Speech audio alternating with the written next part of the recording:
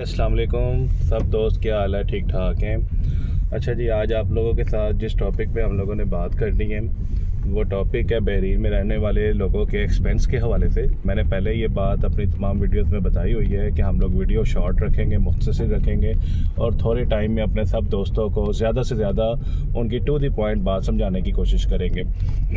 Bahrain में आने के बाद आपका जो डेली एक्सपेंस आता है या मंथली एक्सपेंस आता है, इसके हवाले से अगर हम लोग बात करें तो ये डिपेंड करता है आपके लाइफस्टाइल पे। लेकिन अगर आप अपना लाइफस्टाइल एक मॉडरेट सा रखते हैं, नॉर्मल सा लाइफस्टाइल रखते हैं, तो फिर भी आपका जो एक्सपेंस है, आपका रूम रेंट मिनिमम 30 BD आ जाता है। 30 दिनार तक आपका जो रूम रेंट है वो आता है। बाज़ जगह पे 20 BD भी है, लेकिन वो बहुत डाउन चला जाता है, बहुत लो हो जाता है। लेकिन जो एक नॉर्मल रूम रेंट है वो 30 BD रूम का रेंट है यहाँ पर। बेड स्पेस आप कह सकते हैं, पूरे रूम का नहीं, बेड स्पेस का जो रेंट है वो 30 BD तक है। उसके बाद आगे आती है बात आपके अपने एक्सपेंस की, कि आपने खाना भी है, आपने रहना भी है, आपके कुछ लिविंग एक्सपेंसेस भी साथ होंगे।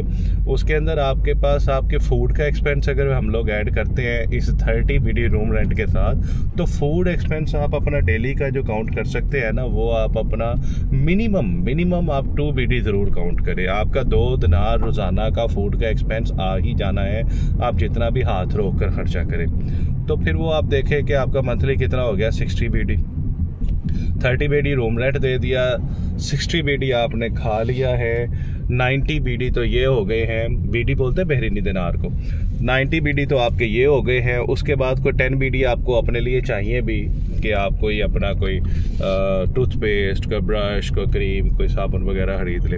100 BD एक बंदे का लिविंग एक्सपेंस यहाँ पर आता ही आता है। लोग बहुत बातें करते हैं कि नहीं जी 100 BD नहीं आता, हम तो कम में खर्चा कर लेते हैं, गुजारा कर लेते हैं। बाज़ जगहों पे लोग मिलकर रहते हैं और अपना क्या करते हैं कि खाना पकाना और रूम रेंट काउंट करके 40 BD 50 BD के अंदर भी मैनेज करते हैं। लेकिन भाई याद रखें कि वो बाज़ जगहों पर है, वो मैनेज करने की बात है। लेकिन आप ये सोच कर आए, ये याद रखें अपने ध्यान में कि मिनिमम एक इंसान को यहाँ पर रहने के लिए कम से कम 100 यानी 100 दिनार लाजिम चाहिए। अब आप जब यहाँ पर आकर 150 दिनार वाली सैलरी पे लग जाएंगे, 150 दिनार वाली जॉब करेंगे, 100 दिनार आपने खा जाना, घर आपने भेजना 50 दिनार। तो 50 दिनार जो है वो आपका घर भेजने का मतलब है कि आपने घर में सिर्फ 35,000 भेजे हैं। 35,000 अगर आपने इतना प्रदेश काट के इतनी दूर से बैठकर भेजना, तो फिर आप पाकिस्तान में ही कमा लें। हाँ, अगर आपकी यहाँ पे सैलरी अच्छी वाली जॉब मिल गई है, आपको कोई 300 दिनार 400 दिनार वाली जॉब मिल गई है, तो फिर ठीक है ना, कि अगर 400 दिनार वाली जॉब भी मिल गई है तो आप मिनिमम क्या करेंगे कि 100 BD खुद यूज़ कर लेंगे, कोई 100 BD अपने जोड़ने के लिए रख लेंगे। आपने अपनी सेविंग्स भी तो बनानी है ना। बाकी को बचा हुआ 200 BD है वो आप अपने घर भी भेज देते हैं, तो ठीक है, अल्हम्दुलिल्लाह आपने 1.5 लाख रुपया घर भेज दिया। इतनी बड़ी अमाउंट नहीं है, आज के दौर में खर्चे बहुत हैं, लेकिन उसके बावजूद इतनी हैंडसम अमाउंट 1.5 लाख ज़रूर है, जो एक मिडिल क्लास फैमिली के लिए, मतवसत तबके की फैमिली के लिए जो है वो उनके डेली एक्सपेंसेस को या मंथली एक्सपेंसेस को ईजिली कवर कर लेगी। लेकिन मैंने आपको बताया कि ये फिर भी मिडिल क्लास के लिए है, ये नॉर्मल मतवसत तबके के लिए है। हम लोग को इतना अच्छा लाइफस्टाइल नहीं गुजार सकते, ये गल्फ है, ये कोई यूरोप नहीं है।